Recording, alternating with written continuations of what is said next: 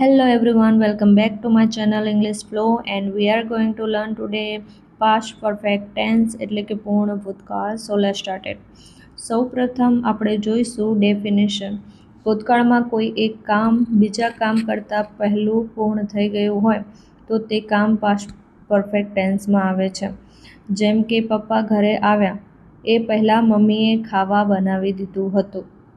તો મમ્મીએ ખાવા બનાવી દીધું હતું તો એ વાક્ય છે પાસ્ટ પરફેક્ટ ટેન્સનું, એટલે કે એક કામ બીજા કામ કરતાં પહેલું પૂર્ણ થઈ ગયું હોય તો એવું દર્શાવવા માટે આ પાસ્ટ પરફેક્ટ ટેન્સનો ઉપયોગ થાય છે. આના જે એક્ઝામ્પલ જે ક્વેશ્ચન આવે છે એ કોમ્પિટિટિવ એક્ઝામમાં બહુ વાર પૂછાય છે અને એમાં જ સ્ટુડન્ટ કન્ફ્યુઝ થતા હોય છે.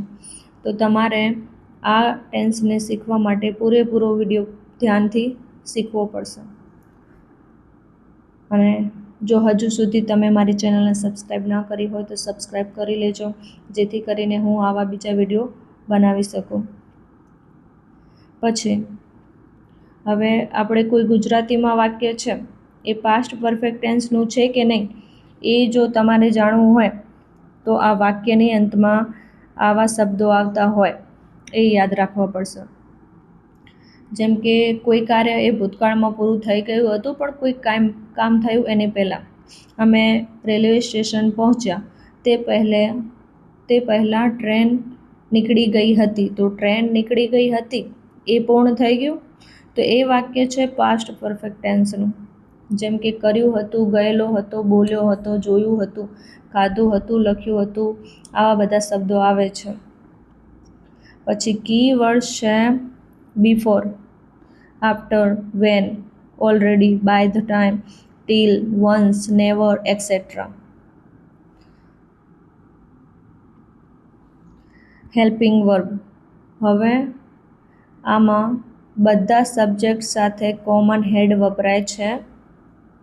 સબ્જેક્ટ એટલે કર્તા અને બધા સબ્જેક્ટ સાથે હેડ વપરાય અને પાસ્ટ પાર્ટિસિપલ એટલે વર્બનું થર્ડ ફોર્મ. જે રીતે હું દરેક વિડીયોમાં કહું છું, વર્બ એટલે ક્રિયાપદ, ક્રિયાપદનું ત્રીજું રૂપ એટલે થર્ડ ફોર્મ પાસ્ટ પાર્ટિસિપલ, જેને આપણે ગુજરાતીમાં ભૂતકૃદંત કહેવાય છે એ. જેમ કે જવું એટલે ગો, જવું એટલે ગો. પછી એનું પાસ્ટ ફોર્મ વેન્ટ અને એનું થર્ડ ફોર્મ ગોન, ગોન. તો આ જે ગોન છે એ વર્બનું થર્ડ ફોર્મ થયું તો એ વપરાય છે હેડ સાથે. આગળ આપણે એક્ઝામ્પલ જોઈશું, સ્ટ્રક્ચર જોઈશું એટલે વધુ સમજમાં આવશે. તો બધા જેટલા સબ્જેક્ટ છે, સબ્જેક્ટ એટલે કર્તા, જે I, we, you, they, he, she, it અને કોઈ નામ છે એ બધા સાથે શું વપરાય છે? હેડ વપરાય છે. પછી આ પણ તમને યાદ રાખવું ખૂબ જ જરૂરી છે, કેમ કે આ જે વાક્યો છે એ કોમ્પિટિટિવ એક્ઝામમાં આવે જ છે. આના ક્વેશ્ચન પૂછાય છે અને સ્ટુડન્ટ કન્ફ્યુઝ થતા હોય છે. જ્યાં બે કામ ભૂતકાળમાં થયા હોય, એક તો પાસ્ટ પરફેક્ટનું હોય પહેલું વાક્ય અને બીજું વાક્ય પાસ્ટ સિમ્પલનું હોય. પાસ્ટ સિમ્પલમાં શું હોય? સબ્જેક્ટ હોય, પછી વર્બનું સેકન્ડ ફોર્મ, પછી ઓબ્જેક્ટ. પણ પાસ્ટ પરફેક્ટમાં અલગ હોય છે, જેમાં સબ્જેક્ટ હોય, હેડ લાગે અને વર્બનું થર્ડ ફોર્મ. તો આ રીતે હોય છે. જેમ કે હું સ્કૂલ ગયો ત્યારે વરસાદ પડ્યો હતો. It had rain when I went to school. તો પહેલું જે વાક્ય છે એ શેનું છે? પાસ્ટ પરફેક્ટ ટેન્સનું. શેનું છે? Past perfect ટેન્સનું.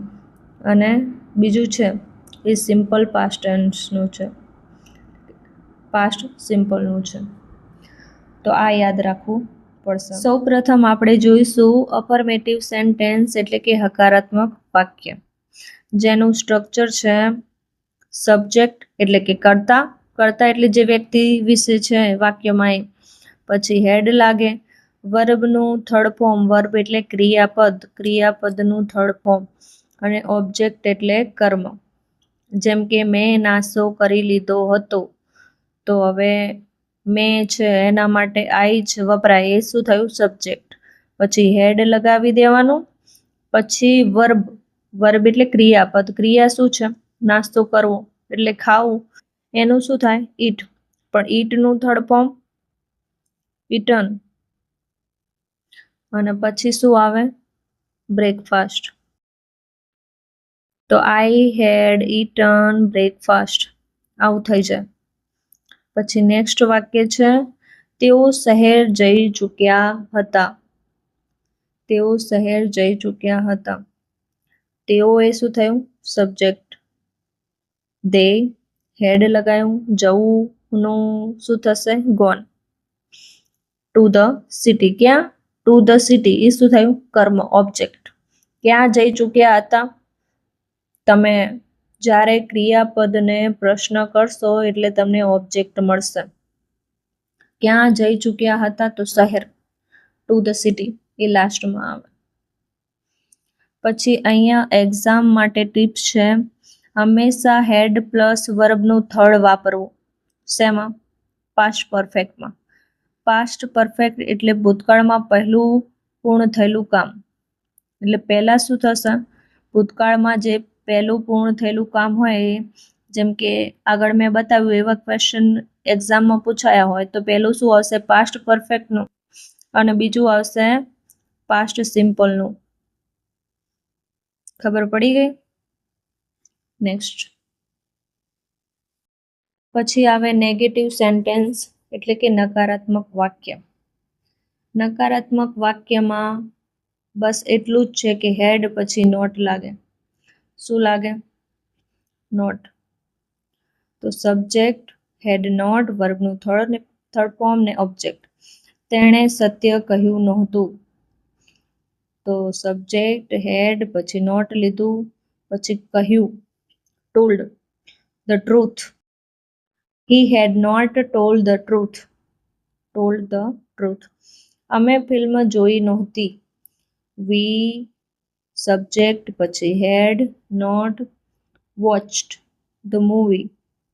We had not watched the movie. તો આ રીતે વાક્ય બની ગયું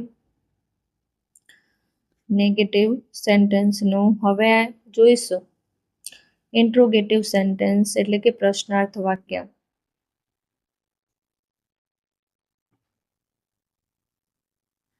જેમાં આવે સ્ટ્રક્ચર, હેડ, પછી સબ્જેક્ટ. યાદ રાખવાનું, સ્ટ્રક્ચરમાં સૌ પ્રથમ શું આવશે? હેલ્પિંગ વર્બ જે હેડ છે એ સૌ પ્રથમ આવશે.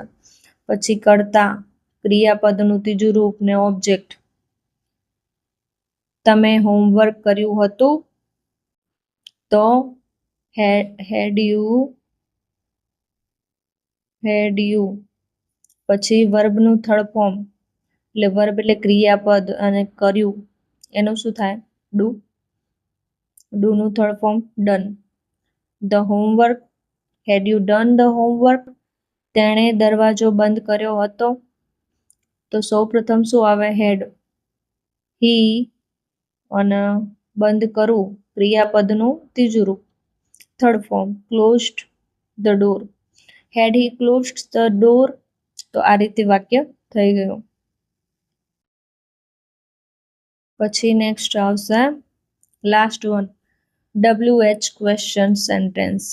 WH એટલે જેમાં વોટ, વેર, વેન, વાય જેવા વર્ડ આવતા હોય, તો એવા સેન્ટેન્સ. તો એમાં બસ એટલું છે કે WH વર્ડ પહેલા આવશે, પછી હેડ આવશે. ઇન્ટ્રોગેટિવ સેન્ટેન્સમાં હેડ પહેલા આવતું હતું, પછી સબ્જેક્ટ. પણ આમાં હેડ પહેલા WH વર્ડ આવશે. તો આમાં જોઈશું તે ક્યાં ગયો હતો.